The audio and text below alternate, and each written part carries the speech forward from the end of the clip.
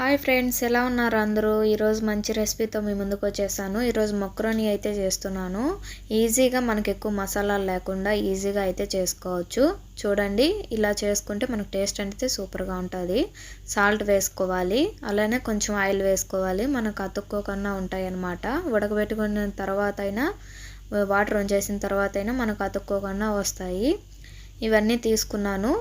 నేను ఇప్పుడు కట్ చేసుకుంటాను. ఇవి మధ్య మధ్యలో మనం కలబెట్టుకుంటూ ఉండాలి. అతుక్కొని ఉండేటివన్నీ ఇడిపోతాయి అన్నమాట. చూడండి, ఇప్పుడు కట్ చేసి పెట్టుకున్నాను. టమోటా, ఎర్రగడ్డ, పచ్చిమిర్చి, అలానే కొత్తిమీర, పుదీనా, కరివేపాకు కట్ చేసి పెట్టుకున్నాను. ఆల్మోస్ట్ ఇవైతే ఉడికిపోయినాయి అన్నమాట. 80% ఉడికాయి. ఇంకా 20% ఉడికిపోతే మనం తిరుగుబాతు అనేది పెట్టుకోవచ్చు. ఆవాలు తీసుకున్నాను, పసుపు, అలానే కొంచెం సాల్టు, టేస్ట్కి తగ్గట్టు మళ్ళీ వేసుకోవచ్చు అన్నమాట. మనకి ఉడకబెట్టేటప్పుడు కొంచెం వేసుకోవాలి. చూడండి, ఆల్మోస్ట్ ఉడికిపోయాయి అన్నమాట. పక్కన పెట్టుకున్నాను. ఫస్ట్ మనం ఉడకబెట్టి పక్కన పెట్టుకోవాలి. ఇవి 2 టైప్స్ అయితే వేసాను నేను. చూడండి, ఇప్పుడు ప్యాన్ హీట్ అయిన తర్వాత ఆయిల్ వేసుకోవాలి. ఆయిల్ వేసుకున్న తర్వాత తిరుగుబాతు గింజలు అయితే వేసాను. ఆయిల్ హీట్ అయిన తర్వాత పచ్చిమిర్చి అయితే వేసాను. పచ్చిమిర్చి కొంచెం వేగిన తర్వాత ఎర్రగడ్డ వేసాను. రెండు బాగా మిక్స్ చేసుకోవాలి. మాడిపోకుండా కలబెట్టుకుంటూ లో ఫ్లేమ్లో పెట్టుకొని ఫ్రై చేసుకోవాలి. మీడియం ఫ్లేమ్లో అయినా పెట్టుకోవచ్చు. కరివేపాకు వేసి కలబెడుతున్నాను.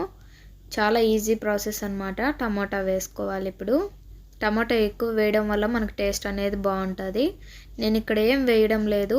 ఈజీగా మన ఇంట్లో ఉండే వాటితోనే, మసాలాలు లేకుండా మనం ఈజీగా చేసుకోవచ్చు టేస్టీగా.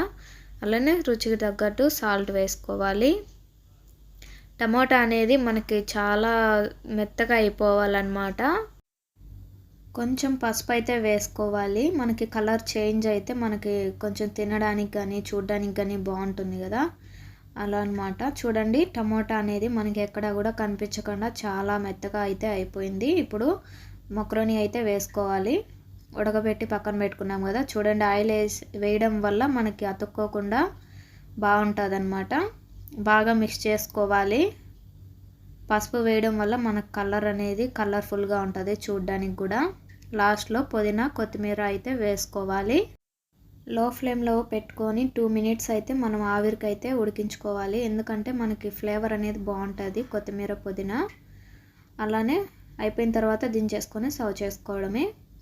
సింపుల్గా మక్రోనీ తయారు చేసుకోవచ్చు. టేస్టీ మక్రోనీ. చూడండి ఎంత ఈజీగా ప్రాసెస్. 2 మినిట్స్లో అయితే మనం చేసుకోవచ్చు. టిఫిన్కైనా పిల్లలకైతే చాలా ఇష్టంగా తింటారు. ట్రై చేయండి, ఇలా సూపర్గా అయితే ఉంటుంది. ఎక్కువ మసాలాలు ఏం వేసుకోకుండా చేసుకోవచ్చు అన్నమాట. మసాలాలు ఏం లేకుండా, మక్రోనీ మసాలాలు ఇవన్నీ ఏం లేకుండా ఈజీగా మనం ఇలా చేసుకొని తింటే టేస్టీగా ఉంటుంది.